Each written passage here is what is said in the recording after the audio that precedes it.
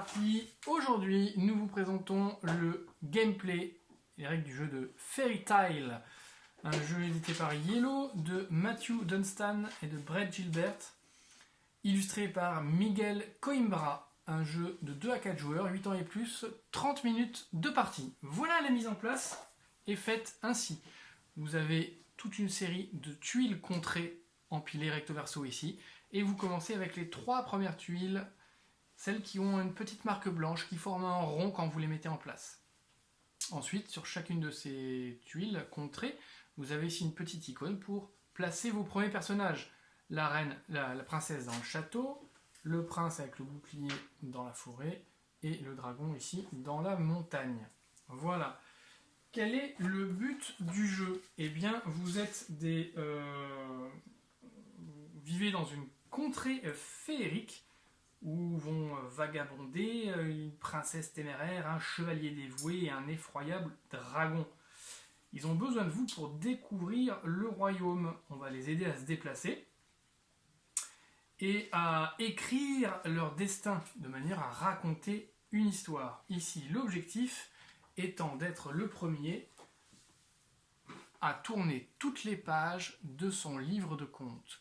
Où on commence au début avec, en se répartissant équitablement les cartes livre de contes, et le but du jeu va être d'effectuer chacun de ces objectifs.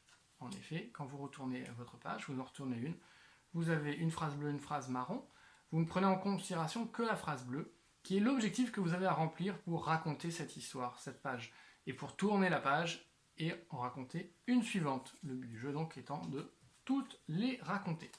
Comment ça se passe? Eh bien, c'est simple, chacun retourne la première page de son livre et regarde ses objectifs.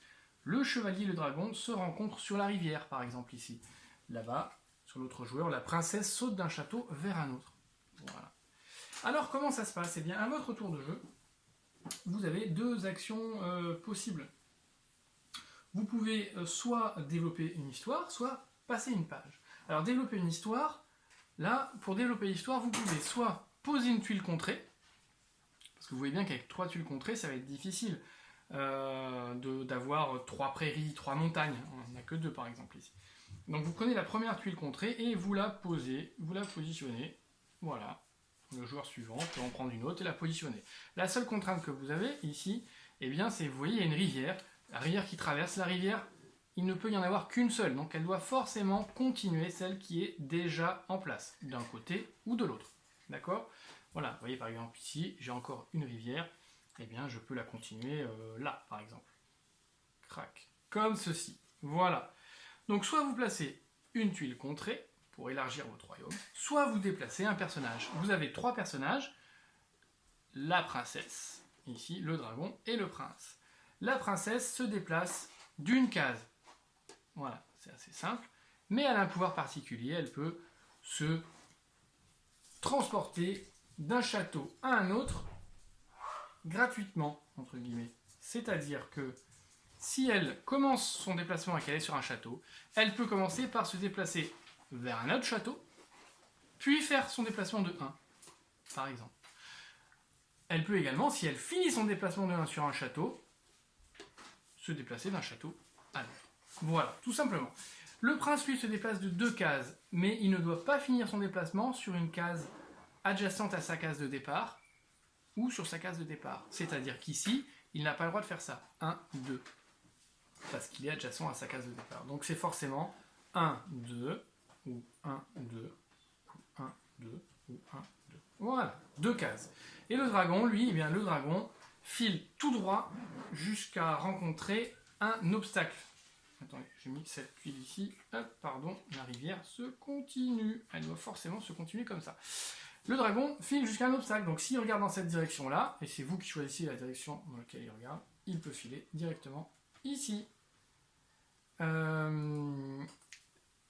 Ou si vous le mettez dans cette direction-là, il peut aller jusque-là, ou etc., etc. Voilà, c'est vous qui choisissez dans quelle direction elle regarde, et vous le faites filer droit jusqu'à un obstacle, tout simplement. Jusqu'au bord du royaume. Et comme ça, vous pouvez accomplir vos différents objectifs que vous avez à poser. Donc, Le tour de jeu se passe comment? Eh bien, quand c'est à votre tour de jeu, que vous décidez de développer une histoire, soit vous posez une tuile contrée, soit vous déplacez un personnage. Puis, vous essayez, vous voyez si c'est possible ou pas de raconter son aventure, c'est-à-dire de remplir votre objectif. Par exemple, ici, j'ai le dragon et le chevalier se rencontrent sur la rivière. Bon, alors c'est-à-dire qu'imaginons que mon dragon soit ici, c'est à moi de jouer, et bien je déplace le chevalier, 1, 2, voilà, le chevalier et le dragon se rencontrent sur la rivière, je remplis mon objectif, je le mets de côté, et je retourne l'objectif suivant qui sera, le dragon peut voir 3 montagnes alignées. L'alignement, c'est dans la ligne de vue, d'accord? Donc voilà, 3 montagnes alignées.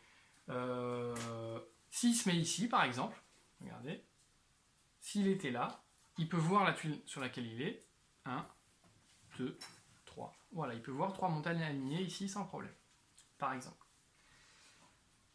Je vous avais dit qu'il y avait 2 possibilités, soit développer l'histoire, soit passer une page. Si vous voyez qu'au début du jeu, ou même plus tard, c'est trop complexe parce que ça nécessite beaucoup de tuiles contrées, que les personnages sont mal disposés, vous pouvez passer une page. Pour passer une page, eh bien c'est très simple.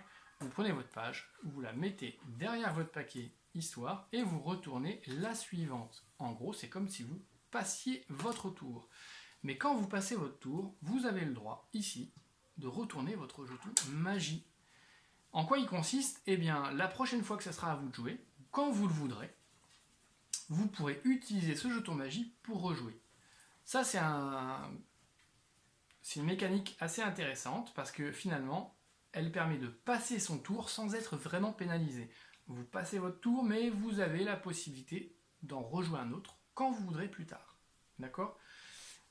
Donc il est intéressant parfois, au lieu de s'acharner sur une page, un objectif où il vous faudra déplacer 3 personnages, rajouter des tuiles qui va vous faire perdre beaucoup de temps, il est intéressant de passer votre page qui reviendra, puisque vous la mettez à la fin du livre, et d'avoir un jeton magie pour jouer 2 fois la prochaine fois. Voilà, et vous continuez comme ça jusqu'à ce que le premier joueur ait raconté toute son histoire. Quand le premier joueur a raconté toute son histoire, eh bien, il retourne les cartes, il les classe dans l'ordre chronologique, ici il y a un petit numéro en bas à droite, et il raconte son conte à tous les joueurs en lisant les petites phrases marron qui racontent une histoire. Et donc là, c'est là où c'est intéressant, c'est comme elles sont numérotées, eh bien vous aurez forcément une histoire dans un ordre chronologique qui veut dire quelque chose. Il faudra broder un petit peu quand même pour la raconter, mais c'est un petit aspect intéressant. C'est pas le cœur du gameplay bien sûr, mais voilà, ça laisse, ça donne un petit piment au jeu de fait de raconter sa propre histoire à la fin. Voilà.